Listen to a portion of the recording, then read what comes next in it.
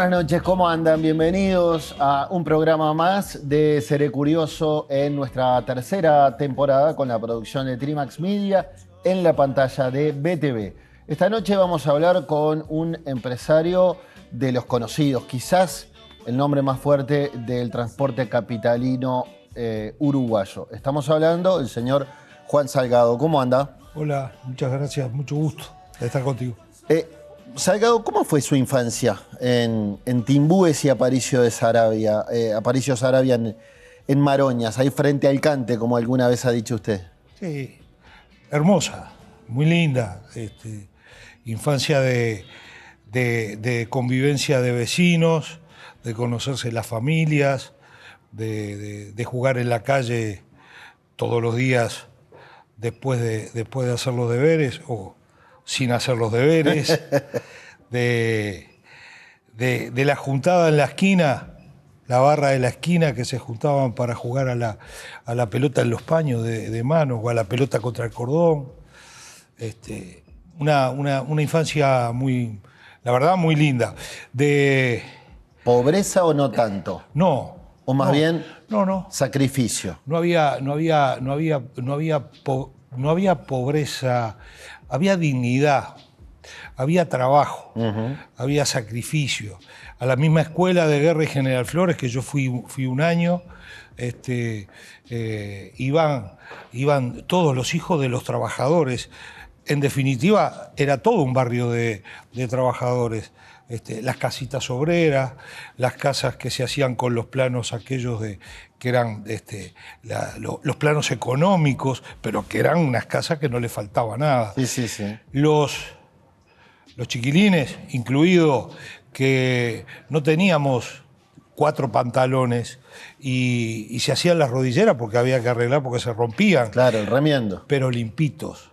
Y había que todos los días bañarse porque la mamá decía que había que estar siempre prolijo. Con lo que y entre esos hijos de trabajadores estaba el hijo de Gallego, el que tiene un ómnibus. Y alguna vez tú me contaste, te voy a tutear si te parece, que no te iba tan bien en conducta, que eras medio rebeldón, motivo por el cual pasaste por varios centros educativos. Con la madurez que permite el paso del tiempo, ¿a qué atribuís esos problemas de conducta?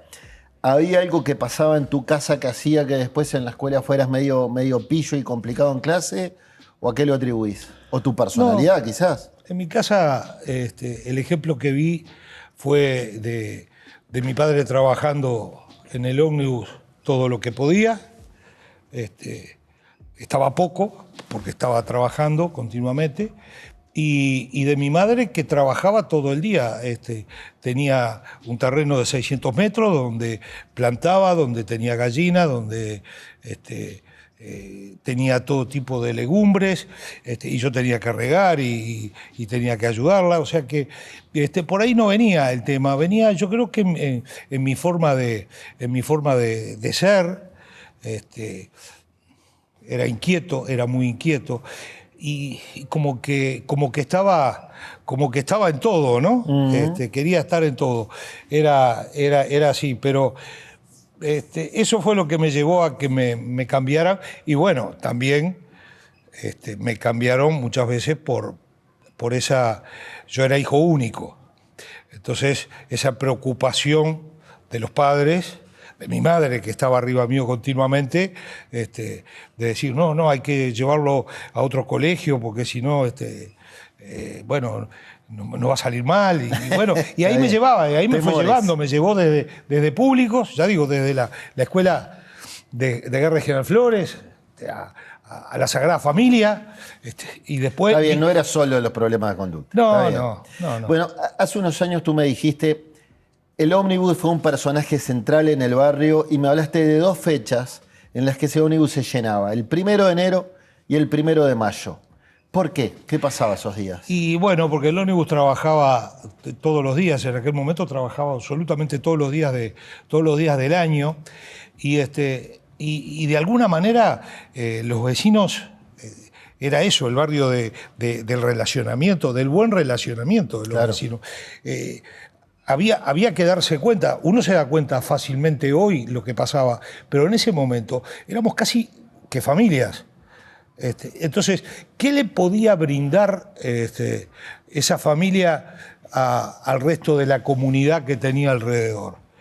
Y bueno, por ejemplo, le podía brindar, hasta que se llenara, un paseo que se daba generalmente el 1 de mayo, porque el ómnibus paraba y era una fiesta, porque ahí no trabajaba nadie, y en general el paseo ese era a el pueblo Santiago Vázquez, cuando no había nada de los accesos ni de nada, y ahí había, por ejemplo, a las orillas de Santa Lucía, paraban unas 250, 300 ómnibus ese día, y ahí era una romería, que después, cuando soy mucho más grande y voy a España con mi madre la primera vez, me doy cuenta por qué era eso, por qué iban todos al mismo lugar.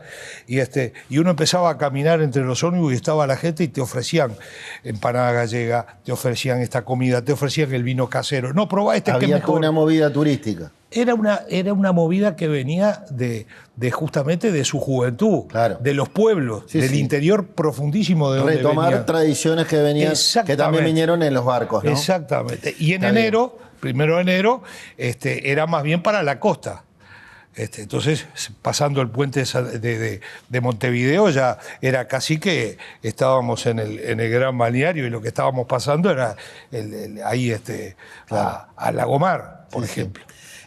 Tu vinculación al transporte se da por la herencia del trabajo de tu padre, que llegó de Galicia y se puso a manejar un Leyland 754. Contame más de tus inicios en el transporte.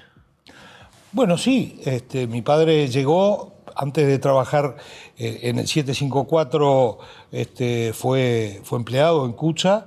Él fue uno de esos gallegos que venía con aquel mandato de que acá había un paisano que se llamaba José Añón, claro, y que le daba trabajo a los paisanos. Y fue a ver a don José Añón a la casa.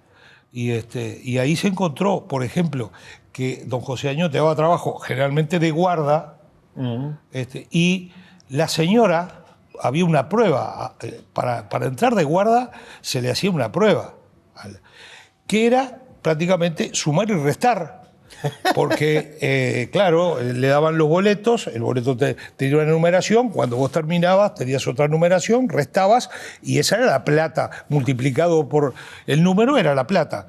Y la señora le enseñaba a aquella gente, a aquellos gallegos, les enseñaba a escribir, en muchos casos, porque venían sin haber hecho escuela, y les enseñaba además cómo se hacían las cuentas para que pudieran trabajar. Y mi padre entró a trabajar de empleado en un coche efectivo, ahí pasó a conductor, que era el coche del padre, quien fuera presidente de Cucha durante un tiempo, y que fue realmente un visionario, que fue Celso Azcárate, vasco. Sí, sí. Un vasco que...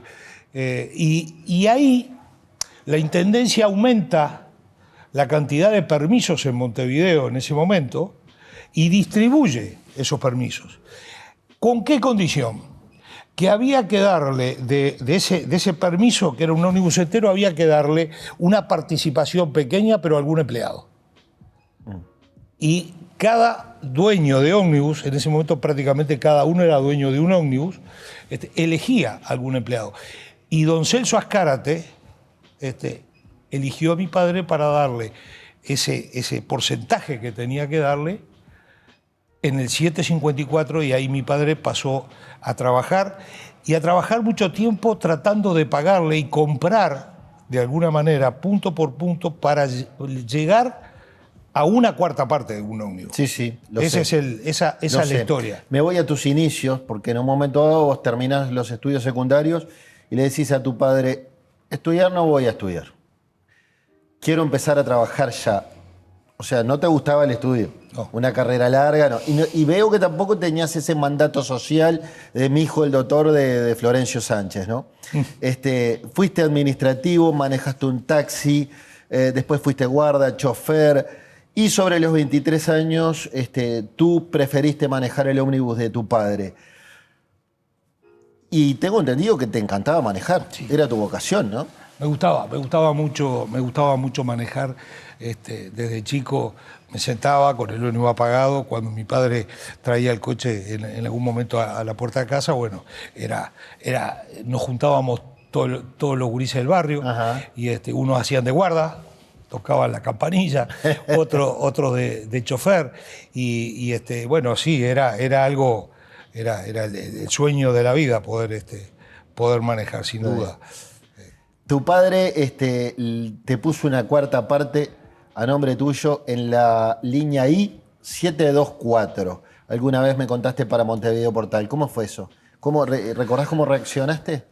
Bueno, cuando empecé a trabajar, mi padre agarró y me dijo, bueno, ya si este va a ser tu camino... ¿No lo tomó mal? No lo tomó mal, al contrario. También el argumento que le di fue que yo esto te lo digo con mucha sinceridad. Si le hacemos caso a mamá, mamá me va a tener estudiando a ver si sale el hijo doctor hasta los de por vida. Claro. Pero ¿sabés qué pasa? Que cada vez me va a costar más trabajar. Entonces dijo, no, si este es tu camino. Entonces bien. Agarró, él tenía una parte que no la trabajaba y me dijo, entonces yo te voy a poner una parte a nombre tuyo. Es tuya. Cuídala. Y hacé lo que vos entiendas que tenés que hacer. Pero si haces las cosas mal, te termines. O sea, como que se terminaron los créditos. Claro, claro. Y ahí fue como que me puso una responsabilidad que nunca había sentido. Era la primera vez que sentía la responsabilidad. Claro. Y empecé a hacer lo que me gustaba. ¿Con 23 años? Sí, porque tuve que esperar a los 18 saqué la libreta. A los 18, creo, y una semana de haber cumplido, ya tenía la libreta de auto. Sí, sí. Pero hasta los 23 no se podía habilitar para ómnibus. Bueno, a los 23 y pocos días... Está muy bien. Ahora, entre los 18 y los 23, yo ya había empezado a trabajar en Cucha. Había empezado a los 17 de ordenanza, de mandadero, después me fui para la planta industrial a trabajar en los almacenes, después trabajé administrativo en importaciones. Todo el camino, toda la escalera. Recorrí toda la escalera hasta llegar a los 23. Cuando llego a los 23, nuevamente en casa se pone el tema arriba de la mesa, porque era administrativo. Claro. Entonces, mi madre ya estaba convencida de que... y dije, ¿sabes qué? Yo quiero ir a trabajar al ómnibus. Y ahí arrancó el chofer. Ahí arranqué en el 724 un tiempo, y después tuve la suerte que mi padre con otro socio compró un taxi, entonces empecé también a trabajar en el taxi porque me gustaba. Al principio yo decía, es increíble, yo estoy trabajando acá, y manejando todo el día, disfrutando de esto, y todavía me pagan. Y bueno, pero... Me pagan por hacer lo que me gusta. Y años después se transforma en empresario. De eso vamos a estar hablando en el segundo bloque de Seré Curioso. Ya venimos.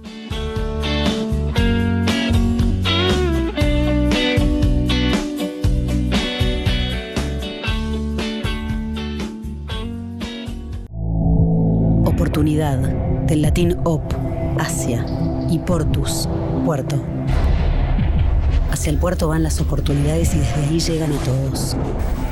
Oportunidades de 20 pies, de 40, con productos que empresas van a repartir, comercios a vender y más de 3 millones de personas a disfrutar.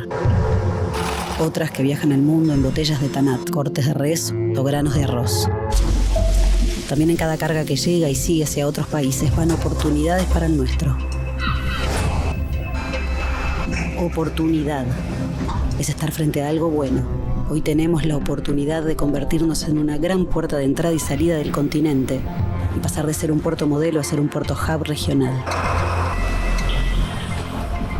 Estamos trabajando para ampliar la terminal Cuenca del Plata y sumando infraestructura para estar a la altura de los principales puertos del mundo, para recibir barcos de cualquier tamaño y bandera y así seguir generando oportunidades que queden acá. Terminal Cuenca del Plata.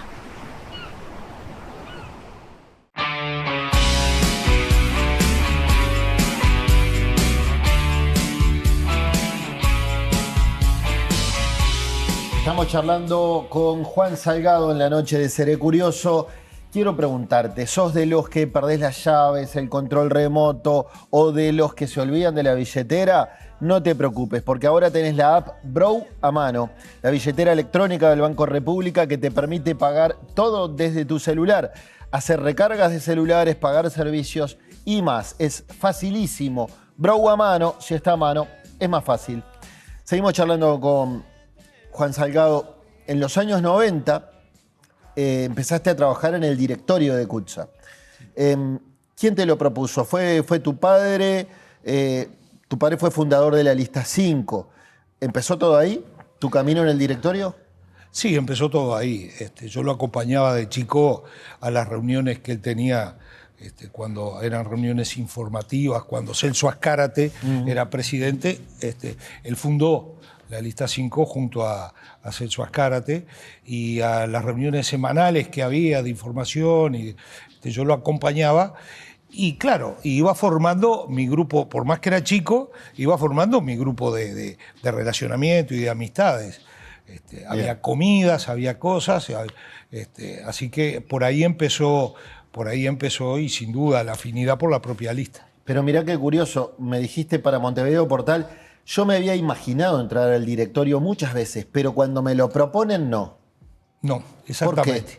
¿Qué pasó en ese momento? Yo siempre me imaginé, siempre fui de soñar e imaginarme muchas cosas. Pero me imaginaba, hasta lo practicaba en mi cabeza, sí. pero lo dejaba allí, no vivía. O sea, no lo terminaba siendo un tormento de la vida. Ahora, cuando me llaman un día por teléfono y me dicen, es como todo, me quedé frío porque en el directorio de CUTSA era casi imposible que convocaran a alguien que tenía en ese momento 30 años para poder ser director. O sea, era impensable. Vos lo proyectabas para más adelante, para un mucho futuro. Más adelante, porque era impensable. Y bueno, lo único que atiné fue a decirle al presidente de ese momento, que me llamó porque estaba el comité político formando la lista, le digo, lo único que le pido es que me permita llamar a mi padre. No, está bien. Entonces lo llamo y él me dijo, tenés que decidirlo vos. O sea, tu vida para adelante. Lo llamaste para pedirle consejo, no para avisarle. Para pedirle, ¿qué hago? ¿Agarro este fierro caliente? Eso ahí. Ese fue uno de los momentos que las papas quemaban, porque ¿qué hacía? Claro. Y bueno, y corté, levanté el teléfono, llamé y le dije, cuente conmigo. Perfecto. Y hace casi 30 años que presidís CUTSA, desde el año 96 en rigor. En 1995, Juan, se vendieron 355 millones de boletos anuales. Sí. En 2002, la crisis de 2002, la cifra bajó a 220 millones. ¿Y ahora? ¿Cómo está la cosa? No, y ahora estamos en 200 y poquitos millones. Se perdieron con respecto al 2019, al momento anterior a la pandemia. Es que en 2020 llega la pandemia. En 2021 yo te entrevisté y tú me dijiste que iban 180 millones de boletos. Es decir, menos que en la crisis de 2002. Menos, sí, mucho menos. Y hoy... O sea que da la impresión que hoy todavía no llegamos no nos hemos recuperado tanto. No nos hemos recuperado tanto, no estamos llegando a lo que es la crisis del 2002, con la diferencia de que las estructuras de las empresas en general, y fundamentalmente en su masa salarial, que es el mayor peso que tiene una empresa de servicios, es lógico. Sí. En el 2002 era uno y hoy es otro. Las empresas, creo que todas hemos aprendido de que había que ir ayornándose. Invertir, pero además ir viendo que no podemos forzar un mercado que no va a volver, que tenemos que adaptarnos a ese mercado y tratar de cuidarlo y pensar que no siga bajando. Esa es la realidad. Por eso, a pesar de ser un mercado que todavía no llegamos a la venta de boletos del 2002, las empresas están saludablemente, de alguna manera, mejor como para poder encarar bueno, algunos pasos importantes que hay que dar para que no siga cayendo el mercado, porque llega un momento que ya después, de ahí para abajo, Sí, sí. es difícil. ¿Y con qué administración departamental te llevaste peor o las negociaciones fueron más arduas, más complicadas? En general la relación, y yo he mirado y he leído historias desde el tiempo de don José Añón, en general la relación de Cucha con las administraciones de la Intendencia fueron siempre una lucha de amor, de odio, y de amor y de odio, ¿no? ¿Por qué? Porque hay momentos que hay distintos intereses que llevan. Yo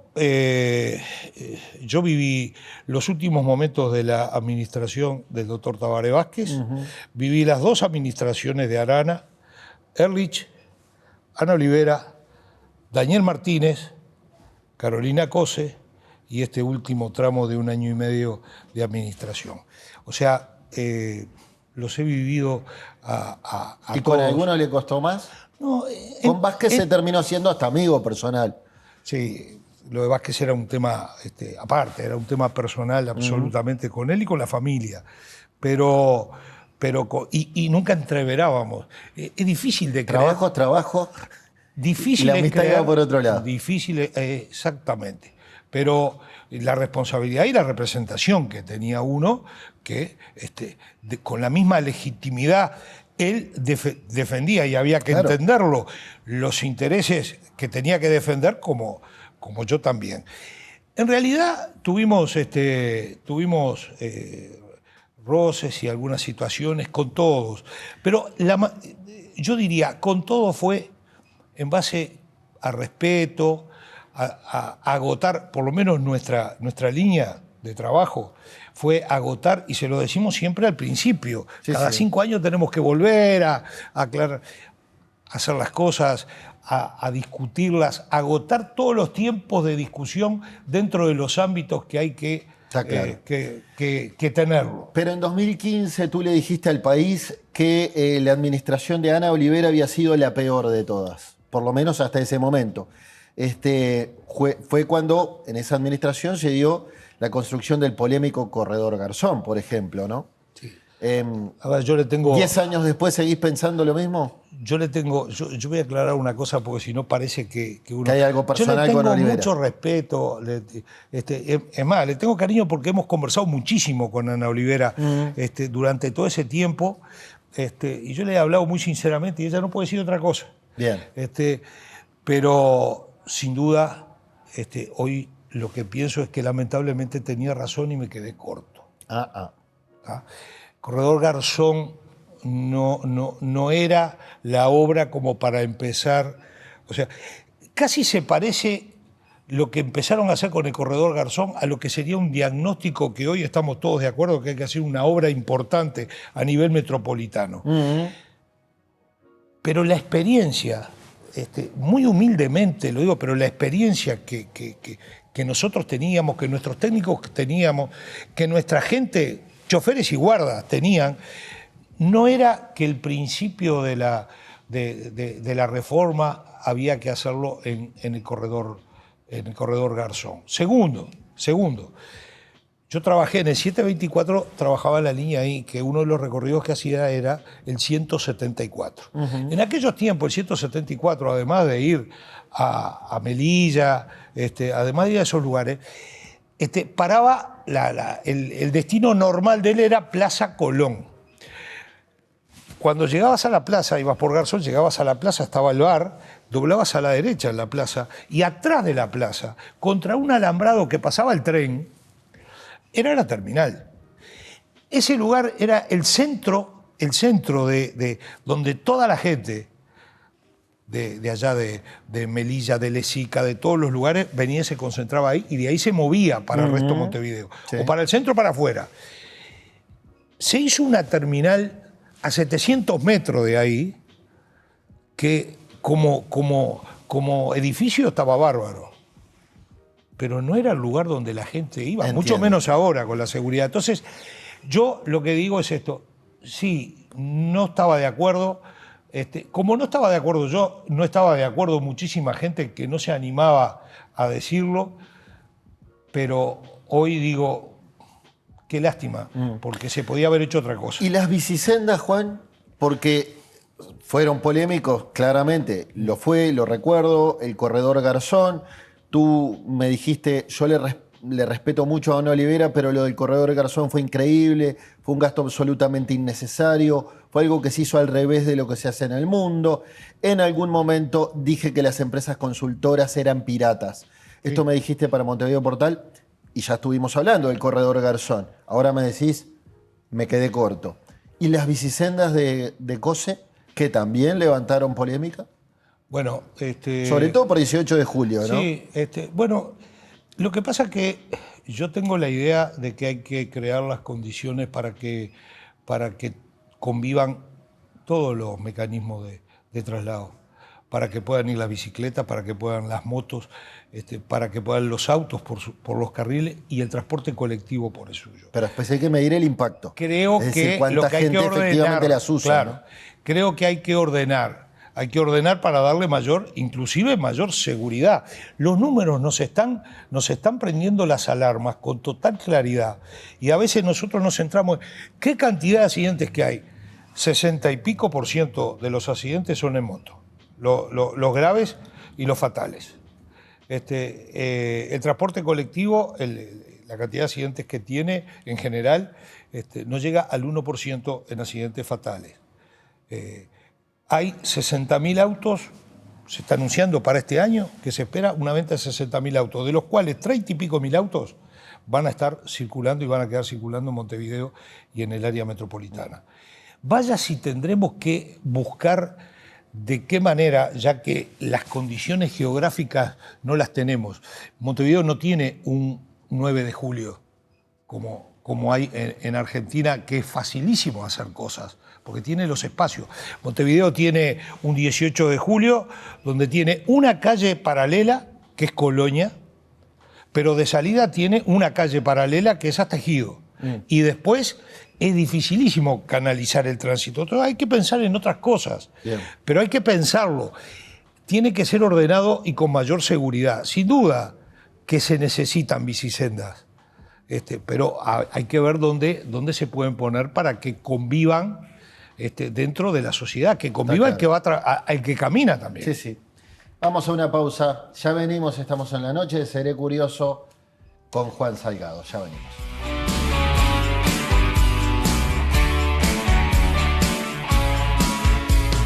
Hoy armas las maneras. Grupo Gama. En Grupo Gama trabajamos para hacer la diferencia. Con responsabilidad, dándole valor a la vida. Y lo hacemos en familia, para las familias y las empresas del Uruguay. Conéctese usted también a Grupo Gama. Con Grupo Gama te sentirás seguro, te sentirás en familia. Todos los emprendimientos tienen una energía especial. Una energía que los hace avanzar, que no los deja detenerse. Una energía que los hace crecer. Para que esa energía emprendedora se potencie, en UTE lanzamos el Plan Inteligente para Pymes, que se le suma al de hogares. Un plan para que las empresas accedan a la energía eléctrica a un precio más conveniente y con garantía de ahorro. Si después de un año pagaste más que con la tarifa actual, te devolvemos la diferencia. Ingresá al simulador en ute.com.uy y pasate al Plan Inteligente para Pymes sin costo. UTE, transformando con energía nuestro país.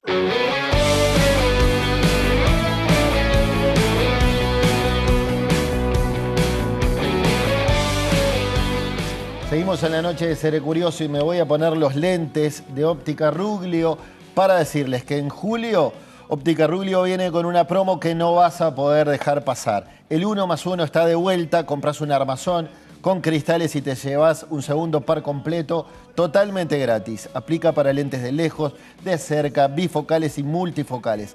Armazones de última tendencia y cristales de alta calidad. Y lo mejor, el segundo par es completamente de regalo. Solo por tiempo limitado, no dejes pasar esta oportunidad. Vení a Óptica Ruglio, donde tus lentes no solo te acompañan, te definen. Óptica Ruglio, Viví tus lentes.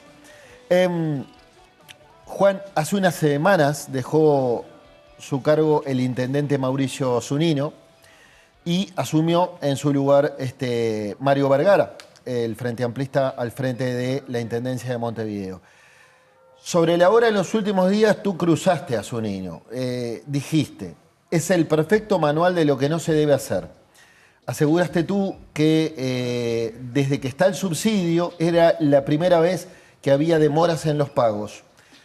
Dijiste textual, hay atrasos importantes que comprometen la situación financiera de las empresas que como mínimo tienen que salir a endeudarse, pagar costos financieros con financieros altos por créditos a corto plazo. Contame esta situación. Bueno, sí, en primer lugar, es la verdad que desde que yo conozco esto hace 30 años, la primera vez que sucede un atraso de este tipo. Lo peor no es el atraso, lo peor es la incertidumbre, lo peor es golpear la puerta de nada menos que una institución como la Intendencia y no tener respuestas porque el responsable número uno no las da. Las empresas... ¿Y el diálogo estaba cortado con Zunino? No, es que no era posible hablar con él.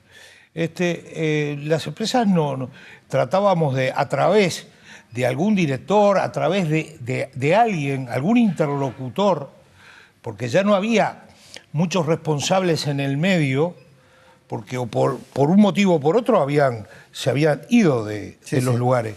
Entonces tratábamos de que con algún interlocutor decirle, no, pero las empresas tenemos que tener certezas. O sea, más que la deuda, es la certeza. De acuerdo. Las empresas llega el día 10 y tienen una historia que yo conocí toda la vida de las empresas de transporte urbano, de que se paga en fecha. Y ¿de cuánto es la deuda, Juan? Bueno, si hoy sumamos, estamos hablando de unos 400 millones de pesos, que no es poca cosa. No. Pero, en primer lugar, ya digo, más que la deuda en sí es no tener la certeza, es no tener la contestación, es tener que ir a los bancos y tener los sobregiros, que por suerte hoy las empresas los tienen a disposición porque están en una buena condición. De todas maneras, eso tiene un costo importante, que pesa mucho dentro de lo que es después la paramétrica, el costo financiero.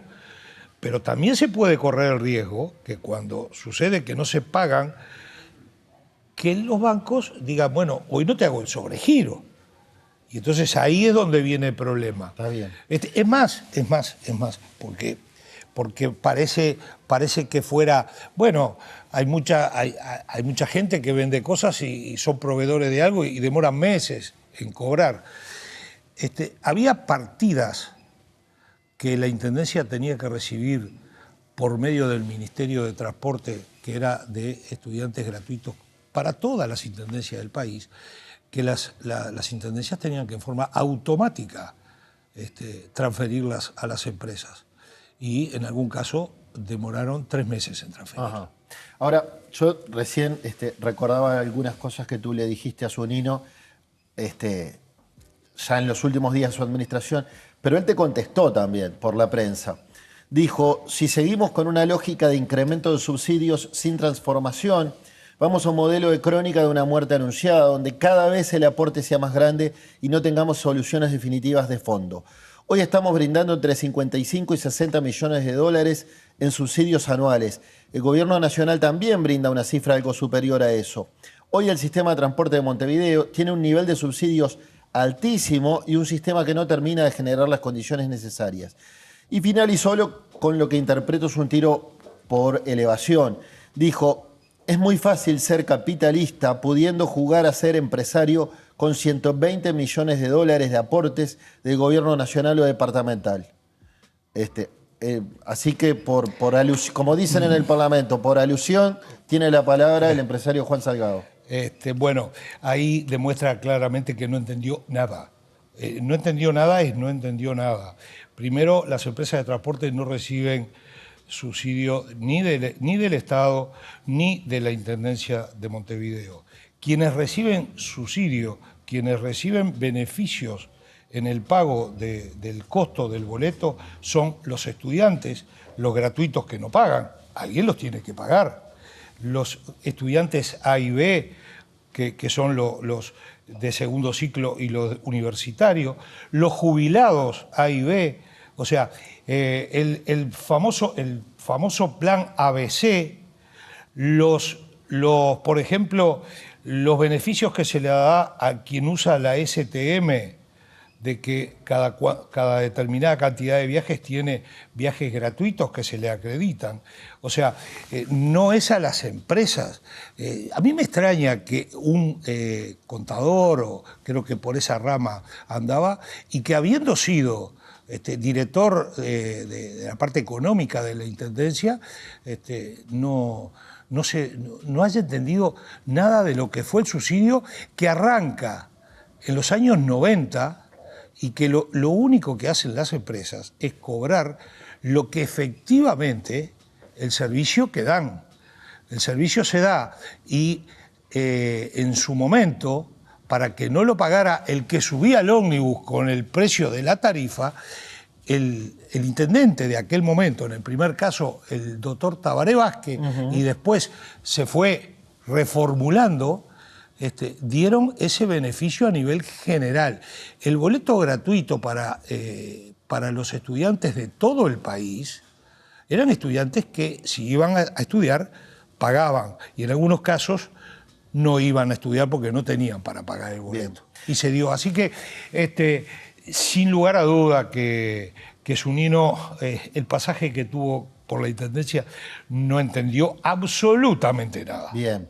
¿Cómo se entiende me pongo en usuario del sistema de transporte, cómo se entiende la reciente suba del boleto, segunda en lo que va del año? ¿Cuál es la explicación? Bueno, porque primero, podría existir una explicación en que aumentó un 2%, que ese es el porcentaje que aumentó, en virtud de que en julio también aumentaron los salarios. El tema es que estamos acostumbrados desde hace muchos años que para darle estabilidad al precio del boleto sube una vez al año. Y eso es lo que viene pasando desde hace algunos años. Nada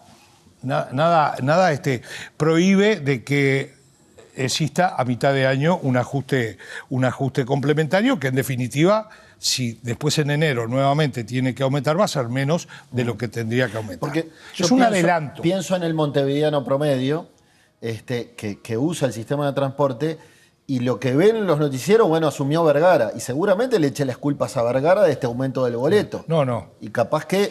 No, de ninguna manera. Tiene nada que ver. Es más, el compromiso que tenemos, no el compromiso que tenemos, lo que hemos hablado con el contador Vergara y con el intendente, es que inmediatamente nos tenemos que sentar, ese interés de todas las partes, sentarse a revisar esa paramétrica. Bien. Y darle estabilidad.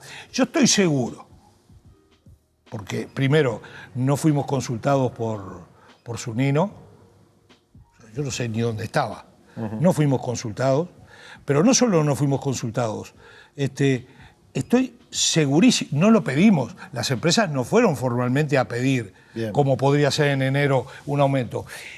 Si las cuentas estuvieran claras y como han sido siempre, en tiempo y en forma y ordenadamente pagarle a las empresas, seguramente no se hubiese necesitado el aumento de boleto.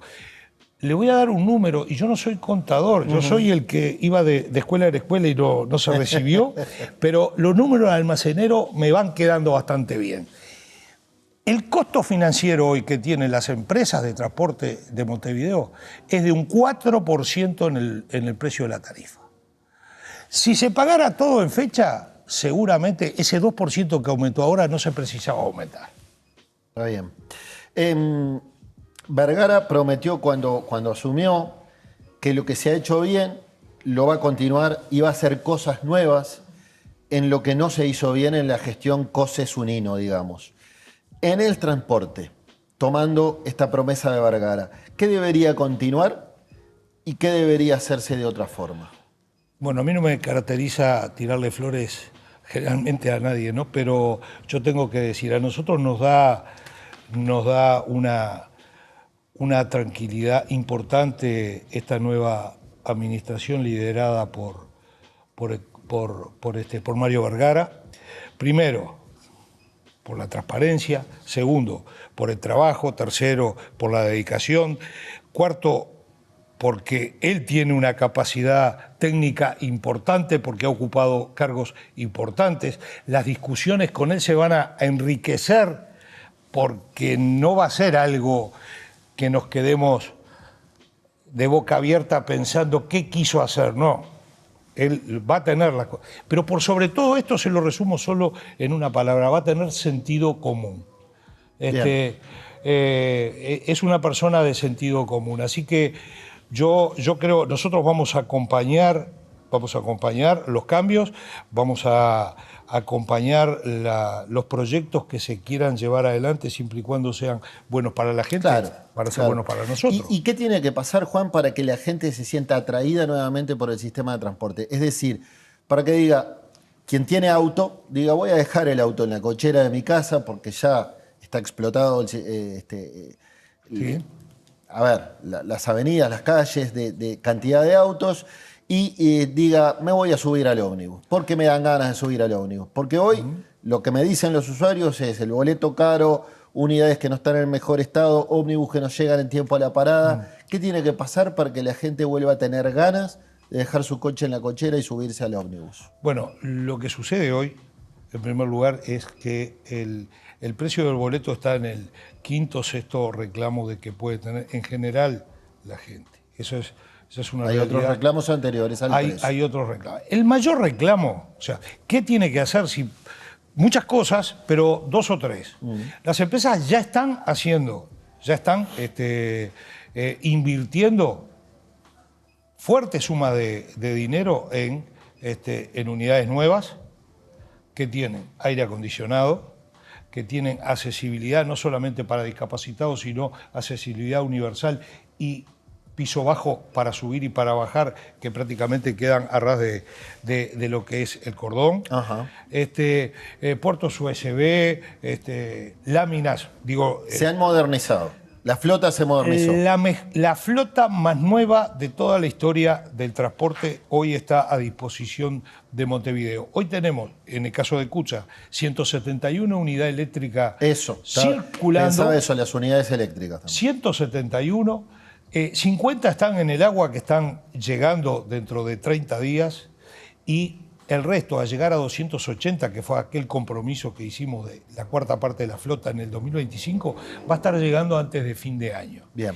La tecnología, la máquina, la expendedora de boletos es la primera vez que se renueva con una tecnología digital donde se va a poder, y ojo, ya se están colocando las máquinas en los ómnibus, no está funcionando el software porque tiene que estar definido entre todos.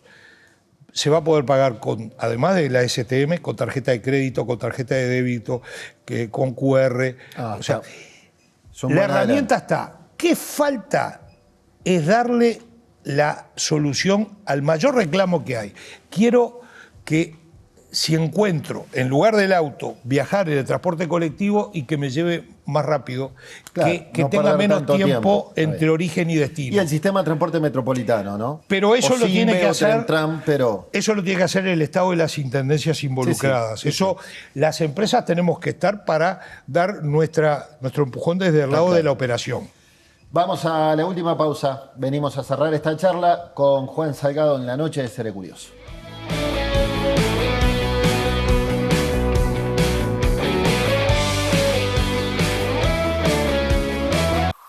Elija bien. Más opciones, mejores decisiones. Somos una empresa que tiene como objetivo brindar a nuestros clientes profesionales y particulares un servicio completo en sus proyectos de obra. Ofrecemos asesoramiento técnico, personal idóneo y materiales de primera calidad. Arte Aluminio, la empresa líder en aberturas en Uruguay.